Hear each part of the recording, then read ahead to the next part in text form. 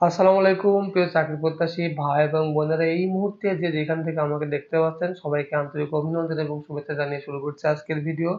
মূল ভিডিওতে যাওয়ার আগে সবার কাছে আমার একটা রিকোয়েস্ট থাকবে, প্লিজ এই ভিডিওতে একটি লাইক করে নেব, সেই সঙ্গে চ্যানেলে যারা নতুন আছেন তারা অবশ্যই চ্যানেলটি সাবস্ক্রাইব করে পাশে থাকার জন্য আপনাদেরকে বিশেষভাবে অনুরোধ জানাচ্ছি।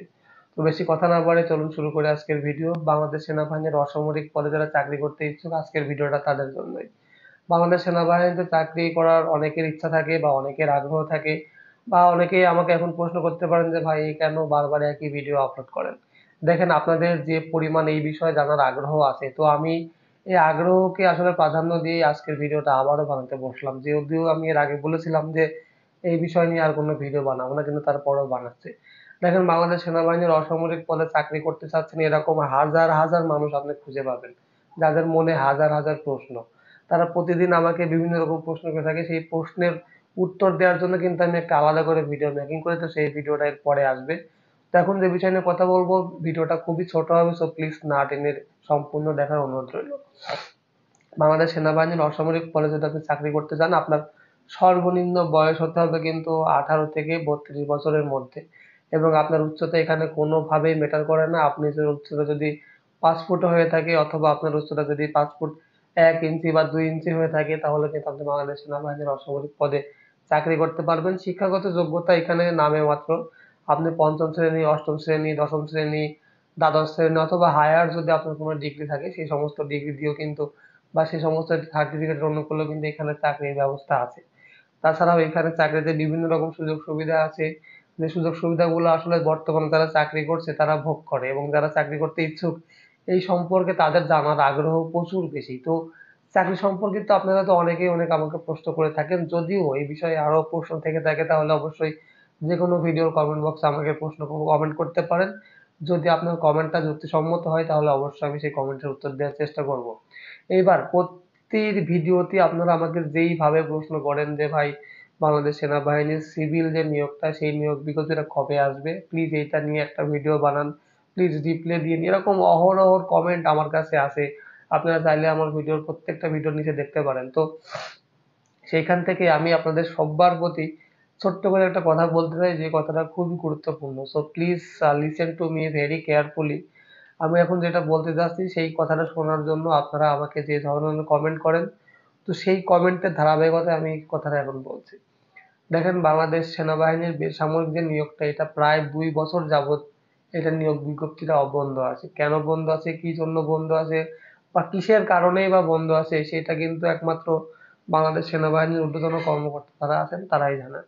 তবে ভালো কথা একটাই, যে অবশেষে কিন্তু বাংলাদেশ সেনাবাহিনীর বেসামরিক যে নিয়োগ বিজ্ঞপ্তি সেটা কিন্তু প্রকাশ হতে যাচ্ছে। সেটা খুব দ্রুত সময়ের মধ্যে হবার কথা ছিল, কিন্তু এর মধ্যেই বাংলাদেশ সেনাবাহিনীর যে এমওডিসির নিয়োগ বিজ্ঞপ্তিটা, তো সেইটা পাবলিশড হওয়ার কারণেই এই নিয়োগ বিজ্ঞপ্তি জাস্ট একটু পিছিয়ে গেছে। তবে চিন্তার কোনো কারণ নেই, যে কোনো দিন যে কোনো মুহূর্তেই কিন্তু এই নিয়োগ বিজ্ঞপ্তিটা পাবলিশড হয়ে যাবে। অলমোস্ট প্রায় 5,000-এর বেশি জনবল নিয়োগ করা হবে বিভিন্ন ধরনের পদে। তো অনেকেই যারা অধীর আগ্রহ নিয়ে বসে আছেন যে কবে কবে নাগাদ এই নিয়োগ বিজ্ঞপ্তিটা প্রকাশ হবে, এবং কবে থেকে আপনারা এখানে অ্যাপ্লিকেশন করতে পারবেন, কি ধরনের বা কিভাবে অ্যাপ্লিকেশন করবেন, সেই সমস্ত কিছু নিয়ে ইনশাল্লাহ ভিডিও বানাবো।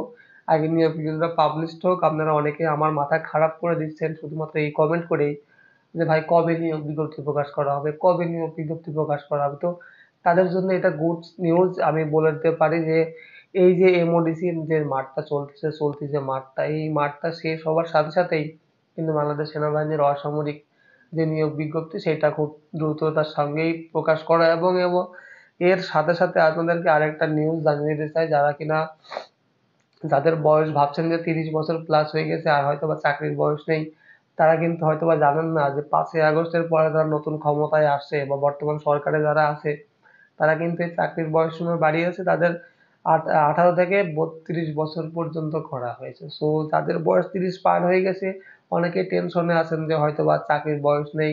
এবার অ্যাপ্লিকেশন যদি নিয়োগ বিজ্ঞপ্তি যদি প্রকাশও করে, তাতেও কোনো লাভ নেই, কারণ আপনি তো আর অ্যাপ্লিকেশন করতে পারছেন না। যদি এরকমটা চিন্তা করে থাকেন, তো এই চিন্তা ভাবনাটা মাথা থেকে এখনই ঝেড়ে ফেলে দিন, কারণ এখন 18 থেকে 32 বছর বয়সের মধ্যে যদি আপনার বয়স হয়ে থাকে, তাহলে অবশ্যই আপনি বাংলাদেশ সেনাবাহিনীর অসামরিক পদে কিন্তু অ্যাপ্লিকেশন করতে পারবেন।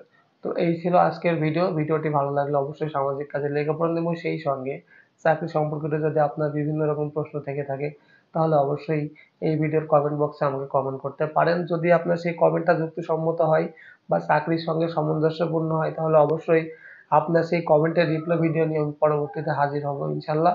তো আমার ভয়েস শুনে বুঝতে পারছেন যে আমি একটু ঠান্ডা জ্বরে ভুগছি। তো তারপরেও আপনাদের ভালো লাগে এবং ভালোবাসা থেকে এই ভিডিওটা মেকিং করলাম।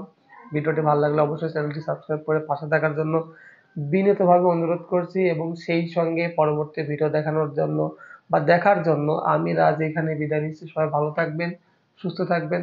আল্লাহ হাফেজ।